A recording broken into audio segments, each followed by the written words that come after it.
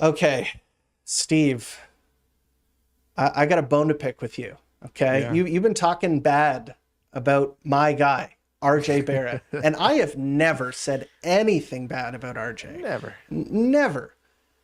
We're going to be doing a little thing right now where we take two sides of an issue that has been talked about on Raptors Twitter, Raptors social media, among fans. Because let's be honest, everybody loves to talk trade. Everybody loves to talk, you know, players that they like, players that they don't like on the team.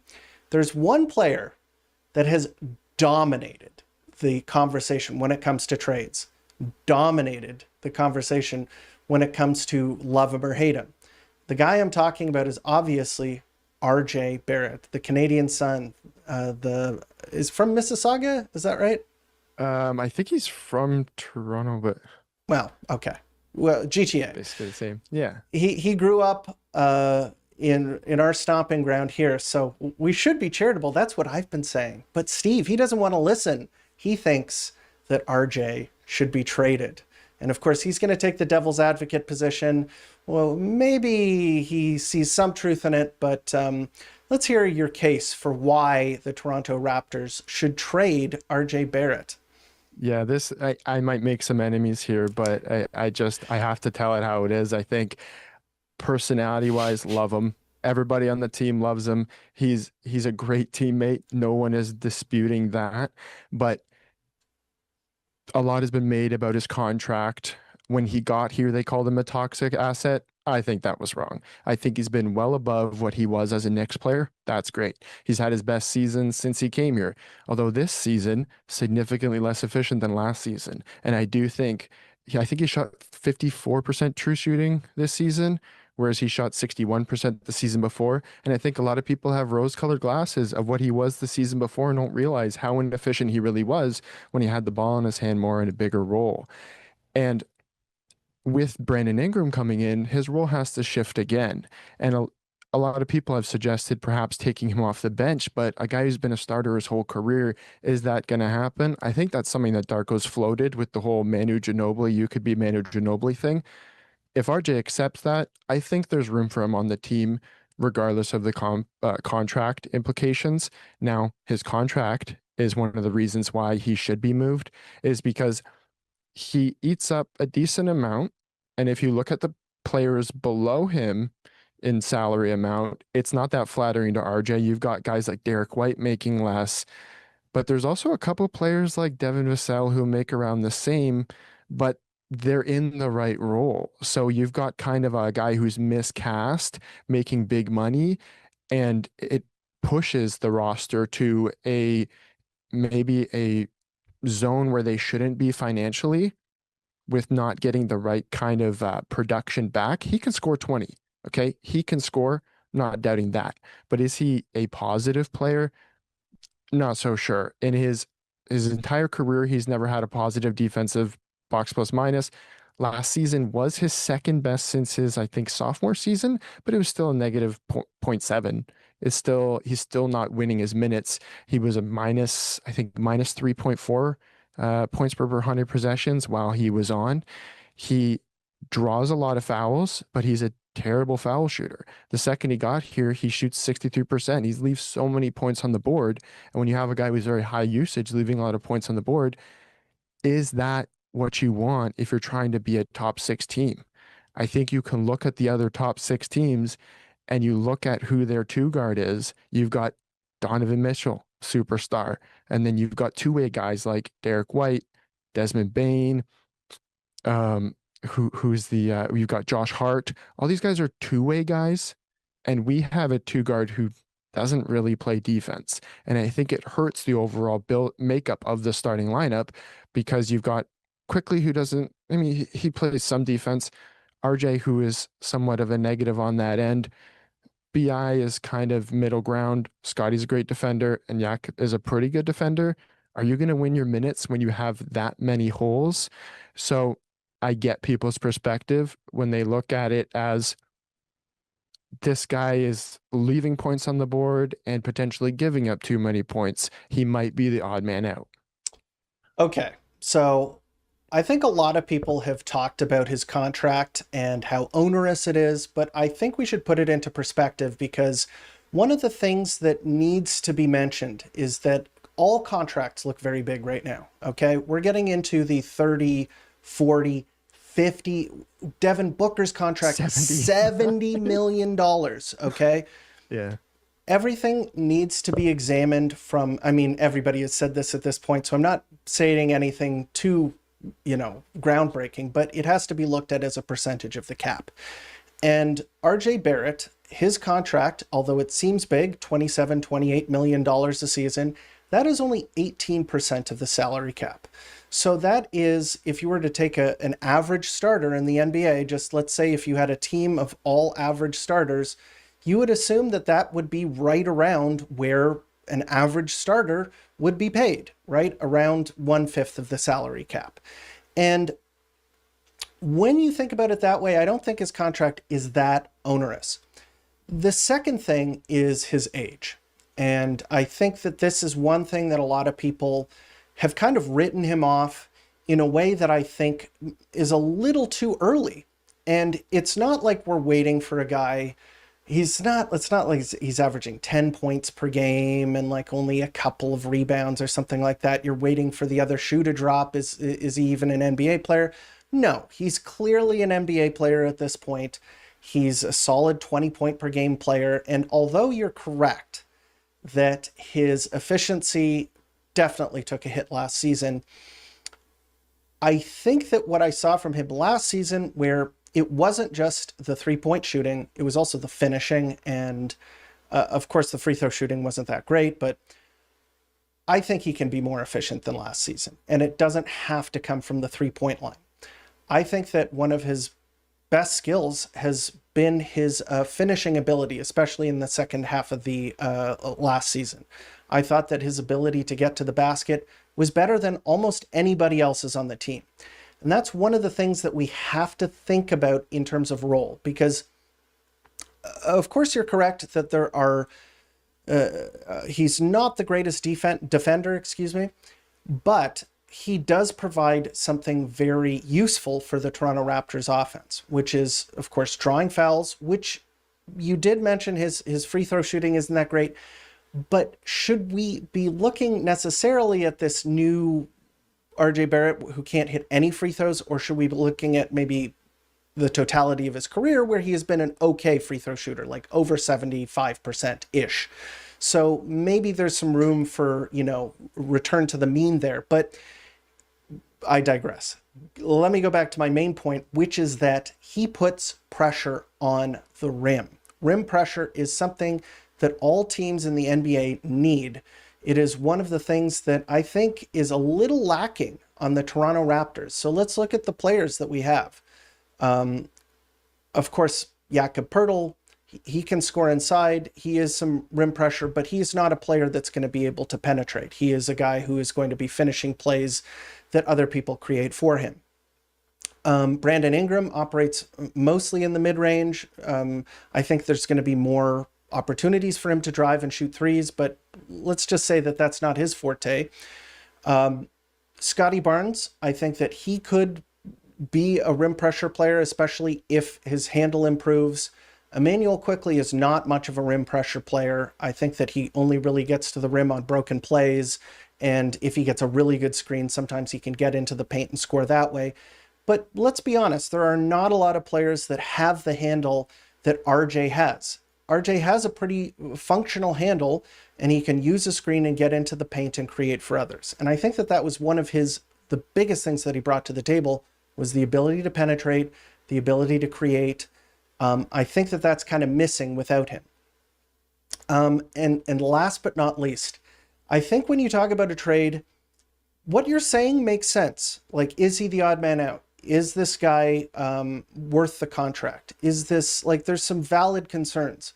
What I would say is that it depends on what the Raptors are going to get back for him. And is that player going to be as good or as impactful as RJ Barrett? And of course, you could be talking about getting future assets for RJ Barrett, like picks, prospects, that sort of thing. But is that where the Raptors are right now? it's kind of tough to determine whether the Raptors are going to be going all in next season. Maybe not all in is the wrong word, but are they going to be trying to compete? Are they going to be a team that is really putting together a run and trying to make it into the playoffs? If that is the case, taking pennies on the dollar for RJ Barrett or taking a future package for RJ Barrett, maybe that's not the right way to go. Maybe the right way to go is to hang on to him, see what you have. Maybe he can put together a really good season. And maybe then that'll be the time to trade him. Maybe that is the best case for keeping RJ Barrett, is that he could continue to improve. And even the people who don't want him on the team, maybe if he isn't the best fit, maybe later he can have a better return on a trade for him. So that would be my case. Just age, role, how his contract isn't that bad, and also what would they be getting back for him. So that's kind of my case. Any rebuttals? Yeah, I think points well made, and I do think I agree with the last point, especially of what are we getting back. I think there's maybe one player. I mean, when you look around, there's not a lot of options for it. Who would want him? Who would want him at these? Like, it's not like, oh, who'd want him so bad? No, but his contract number with 2 years left on it, who really wants that? There's been rumors of the Kings. I think the only player I would really want to do it for in terms of getting a positive value back would be Malik Monk, because as you talked about that rim pressure, Monk provides also that kind of volume with a bit better finishing. He's a bit spotty of a three-point shooter as well, but he's a bit miscast in some of his roles with Sacramento last season. Maybe you can fleece Sacramento out of a guy who's on a cheaper contract, who is a similar age and maybe gives you a bit more flexibility going forward. I could see me being okay with that. Yeah, but you're a big Kuzma guy, right? You oh just my love gosh. Kuzma. That's the guy you want to trade RJ for, right? That they could be in a conversation with the Bucks and the contract that matches is Kyle Kuzma. I almost lost it. Keep Kyle Kuzma away from the team. If you want to compete at any period of time, he's a very negative asset. He's not like the worst player in the world, but like the the Wizards couldn't wait to get off of him. Is that a No. guy that you want to bring in? I don't think that makes any sense. And then the other one I've seen kicked around is, okay, well, maybe you take Patrick Williams from Chicago. Patrick Williams is one of the most disappointing players in the league. His Yeah. contract is terrible for him just because it's $10 million less than RJ Barrett. He is significantly more damaging player to keep. Yeah, he plays some defense, but he can't shoot. He can't provide anything offensively. I don't know He'd how be a better fit, I guess, if he reached his ceiling. yeah, but But you've already, at this point, you have a more positive player of Ochai on the team than yeah, Patrick Williams. So you would probably end up just being forced to start Ochai instead. So I don't really think that's the point. So trade RJ for anything? No. I think it's a well-made point that there is a chance for him to build up some value, but I do think you have to have that conversation of, okay, well, Brandon Ingram's here. He's going to be the main scorer. We still want to see how much juice to squeeze out of Scotty Barnes as a scorer, so he's probably going to get maybe the second most shots. Quickly's going to be taking the most threes. He's sliding down the usage chart, and he right. has to be okay with that. But he's always been a good teammate, so I think that might not be a no-go for him. Um, so I mean, maybe that conversation goes okay. Darko is a very good people person. Yeah. I mean, he's a bit soft on some players, some people would argue, but I do think that maybe he can get that buy-in from RJ, who has always bought into everything the teams wanted to do, and he's never had an attitude about stuff like not getting promoted for All-Star when he was playing the best of his career, that kind of stuff. So hopefully that works out, because I don't know if I see a package right now to move him. Yeah. I think there's a lot of reasons to move him. And if a package comes across, I think you take it, one that makes sense. Like if it comes even for maybe, I don't really like the expiring route because it's the Raptors, it's really hard to get free agents. Yeah. And I don't think, unless basically to take an expiring for him, you would have to see so much out of Jacoby or Grady. Right. You'd have to see them come in and go, look, I'm a starter. for sure. Grady's defense would have to come along, or Jacoby's offense would have to come along a good amount. And you go, okay, I can start one of these guys. I had no problem getting off of this contract to get a bit more flexibility going forward so they can do some of the interesting stuff that other teams do where they take a bit of a contract to get a pick and all that stuff that the Raptors are prohibited from because they paid quickly too much and RJ makes a bit too much. Yeah, that's a good point about, I mean, I think that's one of the ways that outside observers do not understand the Raptors situation, is that a lot of the time they look at the dollars and they say, okay, this guy is overpaid. They have to get off of the contract. And what the Raptors have always tried to do is get players who are, well, I mean, they didn't do it with Ingram or with Jakob Poeltl, where they got them on the last year of their deal, but it was always with a wink and a nod that these guys are going to be extended and get the money that they're looking for with the Toronto Raptors. I think there are some under the table deals there going on, like, is this person going to re-sign with us? But they all outside observers think that the Toronto Raptors should be trying to shed salaries rather than spinning salaries, which is what I call it churn.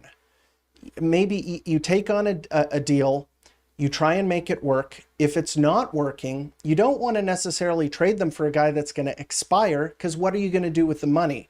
What you're going to try and do is make a trade for a player that you can give a contract to or already is on a contract.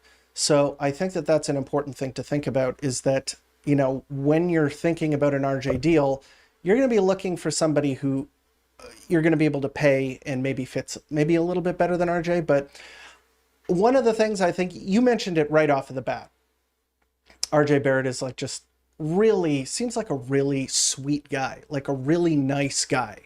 And obviously this team is a vibes based team. Like, obviously they've got dogs, they've got hungry guys. Scotty is kind of the face of that. Like, on one hand, he's really like approachable, friendly, really kind of gregarious and happy. But when you see him on the court, like, the guy has that switch, the flip the switch where he could get extremely aggressive and you know, have that dog. And RJ, I think, has a little bit of that as well. I think that he has that kind of killer, maybe not killer instinct on the court, but he does have some fire.